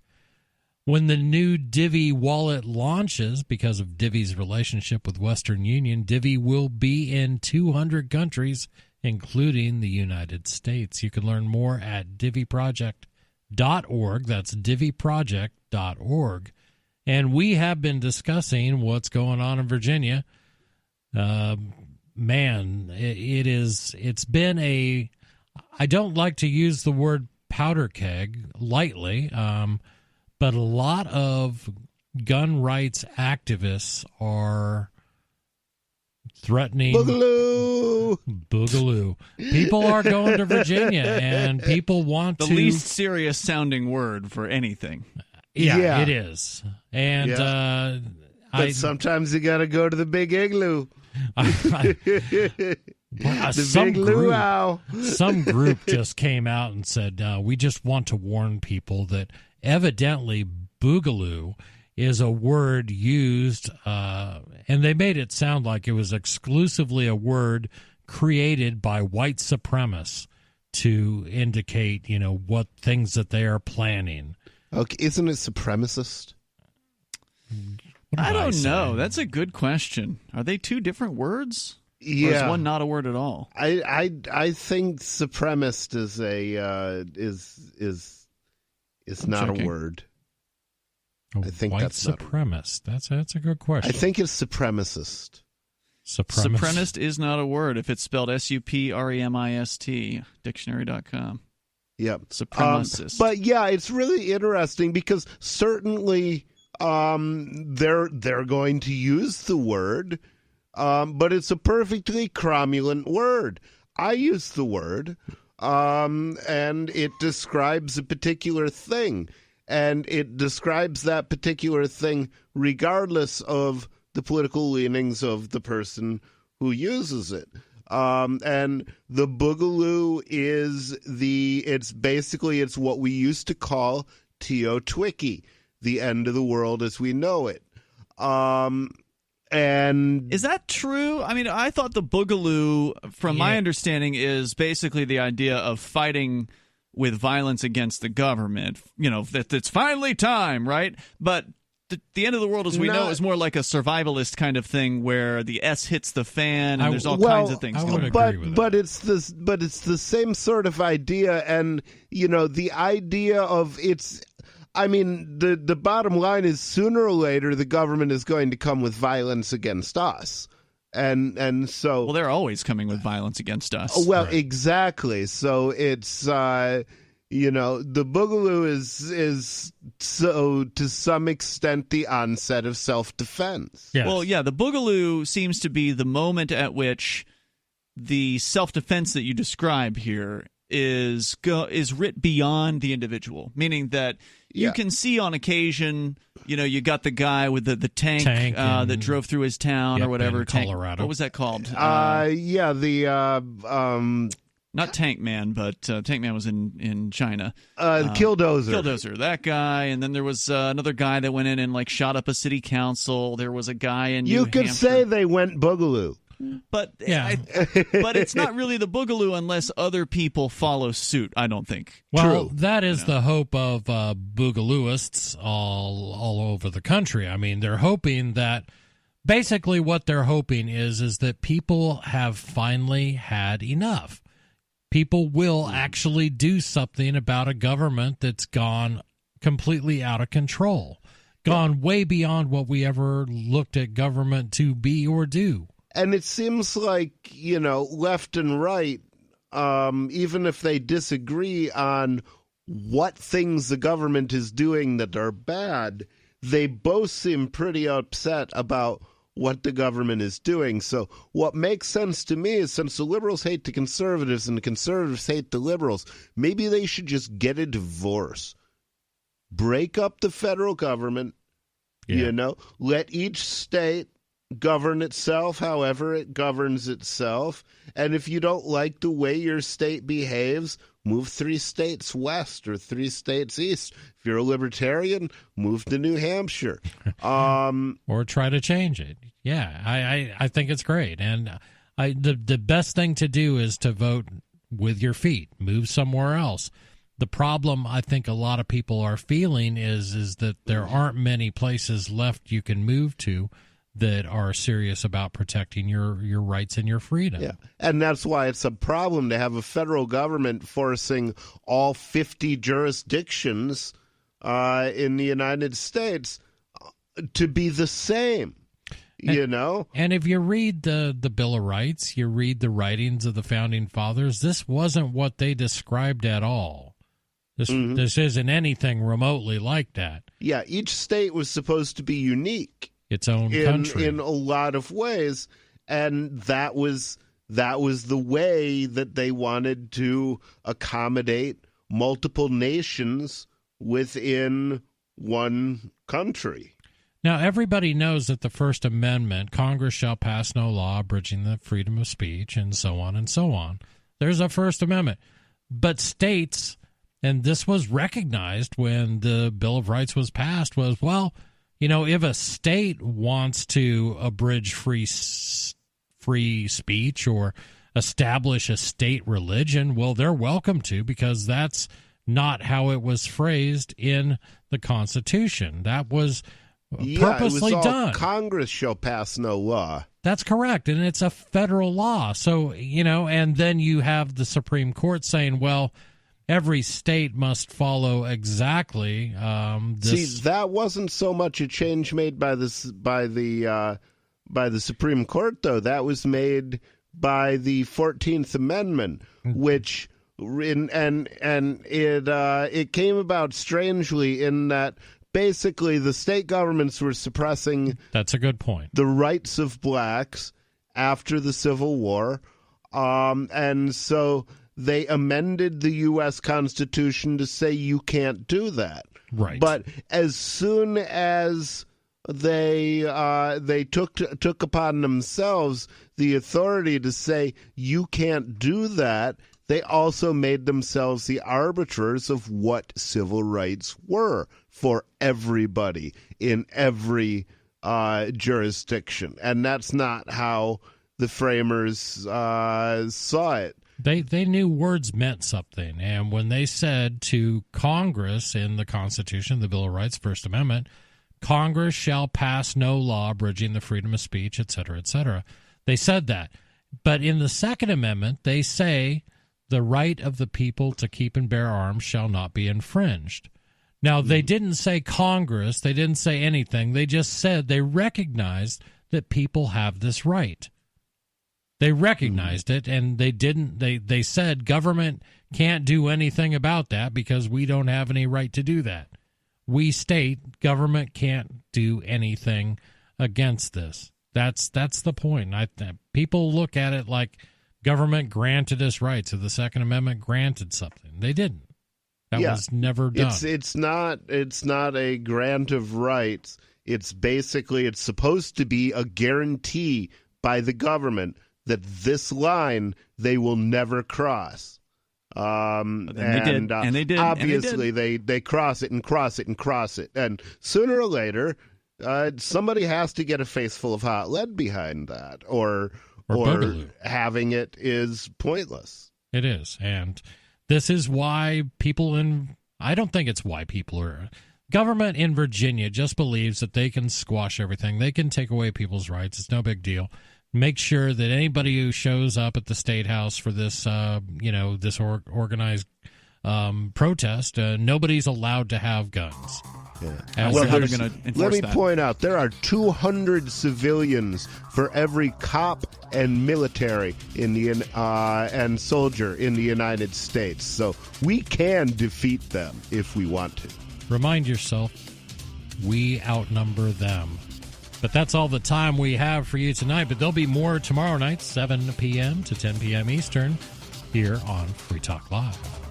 The political world is a maddening cesspool of corruption and lies. Nobody tells the truth. Nobody keeps campaign promises. Nobody obeys the Constitution. Nobody puts the people first. How can we ever escape this web of tyranny? Vote for nobody. Hi, my name is Nobody. I'm running for governor of New Hampshire because nobody knows how to live your life better than you do, and nobody deserves that kind of power. I want to put you back in control of your money, your lifestyle, your work, your body, and your life. Nobody should rule you but you. New Hampshire convicts many people of so-called crimes that should never have been prosecuted. If elected, I will pardon every victimless crime in New Hampshire history. This includes drug, gambling, prostitution, gun, and driving offenses. Nobody should have a criminal record when they have not harmed anybody. Wouldn't it be nice to have nobody telling you what to do?